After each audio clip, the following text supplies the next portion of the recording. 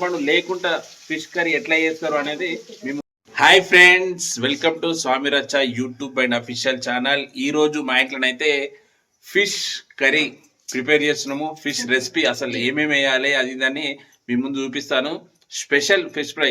అందరూ చింతపండు వేసి చేపల పులుసు పెడతా ఉంటారు, కానీ మనం చింతపండు లేకుండా ఎట్లా రెడీ చేయాలి చేపల కర్రీ అనేది మేము చూపిస్తాను. జాగ్రత్తగా వీడియో స్కిప్ చేయకుండా చూడండి. ఎందుకంటే కొంతమంది పులుపు తినని వాళ్ళు ఉంటారు కదా, వాళ్ళ గురించి స్పెషల్గా చింతపండు లేకుండా ఫిష్ కర్రీ ఎట్లా చేస్తారు అనేది మీ ముందు చూపిస్తాను. కంటిన్యూగా వీడియో స్కిప్ చేయకుండా చూడండి, ఓకేనా? ఆల్రెడీ అంటే మన చేపలు నీట్గా అడుక్కొని పెట్టుకోవాలి. ఫస్ట్ నీట్గా అడుక్కున్న తర్వాత ఆ చేపలకు కారము, పసుపు, మళ్ళీ ఇంకోటి ఏంటి అంటే ఉప్పు, నూనె. ఎందుకంటే చేపలకు తగ్గట్టు, అంటే మనం ఎంత అయితే కారం తింటామో దానికి తగ్గట్టే ఆ కారము, పసుపు, ఉప్పు, ఆయిల్ వేసుకొని మంచిగా కలుపుకోవాలి. అంటే ఆ ముక్కలకు పట్టేటట్టు, అంటే మా కారము ఆ ముక్కలకు పట్టేటట్టు కలుపుకోవాలి.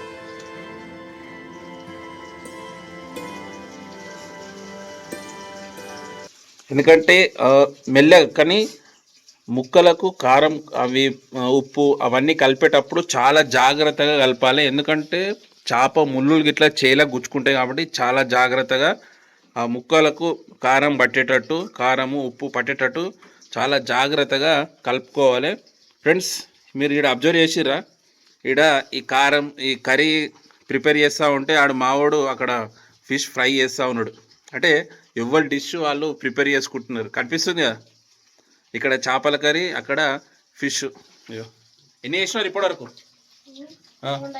2 అయిపోయినాయి. అంటే ఆ చిన్న ముక్కుడు పెట్టింది ఎందుకంటే ఈ చేపలు ఫ్రై చేసిన తర్వాత ఆయిల్ మనం వాడం కదా, అందుకే కొద్దిగానే ఆయిల్ వేసుకొని అది ఫ్రై అయితే చేయడం అయితే జరుగుతుంది. వానికి ఫ్రై నేనే ఫ్రై చేస్తా, నేనే తింటా అని చెప్పేసి వాడే సపరేట్ డిష్ రెడీ చేసుకుంటున్నాడు. ఓకే, అయితే ఇట్లా కొద్దిగా కలిపి పెట్టుకున్న తర్వాత మళ్ళీ దాంట్లో ఏమేమి వేస్తామో అవన్నీ ప్రిపేర్ చేసుకున్నాక మళ్ళీ ఈ డిష్ అనేది రెడీ చేయాలి. అయితే మనము చేపలకైతే కారము, పసుపు అవైతే ప్రిపేర్ చేసి పెట్టుకున్నాం కదా, దాని తర్వాత స్టవ్ పైన ఒకటి బాండీ పెట్టుకొని దాంట్లో ఆయిల్ వేసుకోవాలి. ఆయిల్ హీట్ అయిన తర్వాత కొద్దిగా మెంతులు వేసుకోవాలి. మెంతులతోని చేపల కూర టేస్ట్ అది వేరే లెవెల్ ఉంటుంది. ఆ స్మెల్, మెంతుల స్మెల్ అదంతా. కొద్దిగా పచ్చిమిర్చి, దాంతోపాటు కళ్యామాకు ఇవన్నీ వేసుకోవాలి. టేస్ట్ మాత్రం అల్టిమేట్ ఉంటుంది. నాకు తెలిసి మీరు చింతపండుతో చేసిన చేపల పులుసే తినవచ్చు, కానీ వితౌట్ చింతపండు, అంటే చింతపండు లేకుండా, పులుపు లేకుండా తిన్న చేపల పులుసు మీరు ఇంతవరకు తిన్నారో లేదో నాకు తెలియదు, కానీ ఎవరైనా తిన్నట్టుంటే కింద కామెంట్ చేయండి. మనకు ఎందుకంటే పులుపు అంత నచ్చదు కాబట్టి పులుపు లేకుండా చేపల పులుసు, అంటే చేపల కర్రీ ఎట్లా ప్రిపేర్ చేస్తారు అనేది మీకు చూపిస్తున్నా కూడా. తర్వాత మళ్ళా ఉల్లిగడ్డలు మిక్సీ చేసుకొని పెట్టిన పేస్ట్ కూడా అంతే మిక్స్ పెట్టుకొని రెడీ పెట్టుకున్న పేస్ట్ కూడా దాంట్లో వేసుకోవాలి. అదే నూనెలో అయితే ఆనియన్ పేస్ట్ వేసినాం కదా, అది మంచిగా, అంటే ఆనియన్ మొత్తం ఎక్కడిదక్కడ ఉడకాలి, ఉడికే వరకు అది ఉంచుకోవాలి. దాని తర్వాత మనం రెడీ చేసి పెట్టుకున్న, అంటే కట్ చేసి పెట్టుకున్న టమాటాలు, అంటే మనకు కూరకు తగ్గట్టు టమాటాలు వేసుకోవాలి. ఎక్కువ అయిందనుకో తీయగా అయిపోతుంది, ఓకేనా? దాని తర్వాత కొద్దిగా సాల్ట్ వేసుకోండి, మరీ ఎక్కువ వేసుకోవద్దు, కొద్దిగా చాలు. మంచిగా అన్నీ మిక్స్ అయ్యేటట్టు కలుపుకోవాలి. తర్వాత కొద్దిగా పసుపు వేసుకోవాలి. పసుపు కూడా ఎక్కువ వేసుకోవద్దు, కొద్దిగా చాలు. ఫ్రెండ్స్, తర్వాత మిర్చి పౌడర్. అయితే మనం ఎట్లయితే ఎంత మనకు టేస్ట్, అంటే కారం ఎక్కువ తినే వాళ్ళైతే కొద్దిగా ఎక్కువ వేసుకోవచ్చు, మీడియం తినే వాళ్ళైతే కొద్దిగా తక్కువ వేసుకోవాలి. ఆల్రెడీ మనము పీస్లకు మిర్చి పట్టించినాం కాబట్టి కొద్దిగా తక్కువ వేసుకునే బెస్ట్. ఎందుకంటే మరీ హెవీ కారం అయిందనుకో అది తినడానికి అంత టేస్ట్ రాదు. మళ్ళీ ఏంటంటే మనము మసాలా కూడా వేస్తాం కాబట్టి కొద్దిగా మిర్చి తక్కువ వేసుకుందే బెటర్. అన్నీ ఒకసారి కలిపిన తర్వాత మన రెడీ చేసి పెట్టుకున్న ఏంటి మసాలా, రెడీ చేసి పెట్టుకున్న మసాలా కొద్దిగా వేసుకోవాల్సిందే.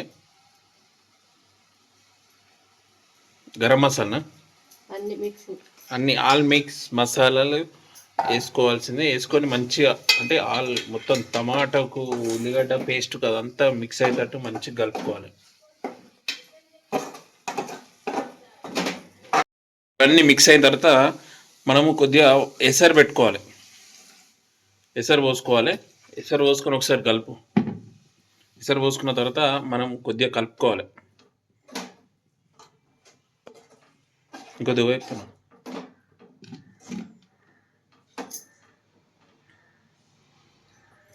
అయితే ఎట్లయితే మనం పీసులు క్వాంటిటీని బట్టి మనం ఎసరు అనేది పోసుకోవాలి. దాంట్లో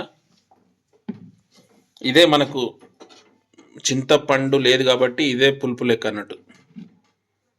ఆల్మోస్ట్ అర్థమైంది అనుకుంటా చింతపండు లేకుండా ఎట్లా ప్రిపేర్ చేస్తారు అనేసి. ఓకే, ఎసరు పోసుకున్నారు. ఎసరు పోసుకున్న తర్వాత మళ్ళీ ఒకసారి మూత పెట్టుకొని ఆ ఎసరు అనేది బాగా గరం కావాలి. ఇట్లా ఎసరు మసిలిన తర్వాత ఇవి చూడండి, అంటే ఎసరు మసులితే ఏంది అంటే ఈ చేపలు కూడా అందులో కరెక్ట్ మసులుతుంది అన్నట్టు. ఓకే, ఇప్పుడు మనం రెడీ చేసుకున్న కలుపుకొని అంటే కారము పసుపు అవన్నీ కలిపి పెట్టుకున్న చేప ముక్కలు ఒకటి తర్వాత ఒకటి మెల్లగా మనము దాంట్లో వేసుకోవాలి.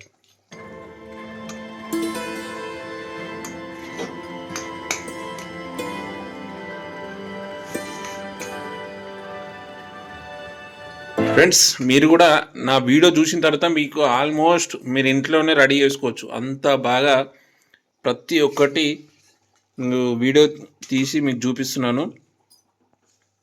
అంటే చింతపండు లేకుండా ఎట్లా ప్రిపేర్ చేస్తారని మీకు తెలియదు కదా కొంతమందికి. అందుకే మీకోసమే ఈ వీడియో అంకితం. చూశారు కదా, చేపల పులుసు అంటే చింతపండు పులుపు లేకుండా ఎట్లా వండాలి అనేది చాలా మందికి తెలియదు. వారి కోసమే ఈ వీడియో అంకితము. చూశారు కదా, పాయింట్ టు పాయింట్ స్టార్టింగ్ నుంచి ఎండ్ వరకు కూడా ఈ వీడియోని అయితే తీయడం అయితే జరిగింది. చూస్తున్నారు కదా, ఆల్మోస్ట్ ఎండింగ్ వచ్చేసింది. దాంట్లో చేప ముక్కలు అయితే వేసినాము. వేసిన తర్వాత ఒక 10-15 మినిట్స్ తర్వాత దింపేసి కూడా సరిపోతుంది. ఎందుకంటే ఆ ముక్కలు అనేది ఆ ఎసర్లా బాయిల్ కావాలి, మంచిగా ఉడకాలి. ఉడికిన తర్వాతనే కదా టేస్ట్ మజా వస్తుంది. పీసులకు కూడా ఆ గరం మసాలా ఆ ఎసరు అవన్నీ పట్టుకున్న తర్వాత. కానీ చేప కూర ఎప్పుడు కూడా గరం మీద తినకూడదు. కొద్దిగా ఆ కర్రీ అనేది చల్లగైనగా తింటేనే ఆ టేస్ట్ అనేది మనకు అర్థమవుతుంది. ఓకే ఫ్రెండ్స్, ఈ వీడియో మీకు నచ్చినట్టయితే కింద లైక్ చేసి షేర్ చేయండి. ఇంకా ఇటువంటి వీడియో మీరు ఎప్పుడు చూడకుండా కింద కామెంట్ చేయొచ్చు కూడా. మీరు చాలా మంచిగా తీసిరన్న, మీ కర్రీ అంటే ఎట్లా ప్రిపేర్ చేయాలనో పాయింట్ టు పాయింట్ బాగా చెప్పిరని మీకు అనిపిస్తే కింద కామెంట్ చేయండి. ఓకేనా, వీడియో ఫస్ట్ టైం చూసిన వాళ్ళు ఎవరైనా ఉంటే కింద ఫస్ట్ టైం చూసిన వాళ్ళు ఎవరైనా ఉంటే ఛానల్ సబ్స్క్రైబ్ చేసి పెట్టుకోండి. ఓకేనా, బాయ్.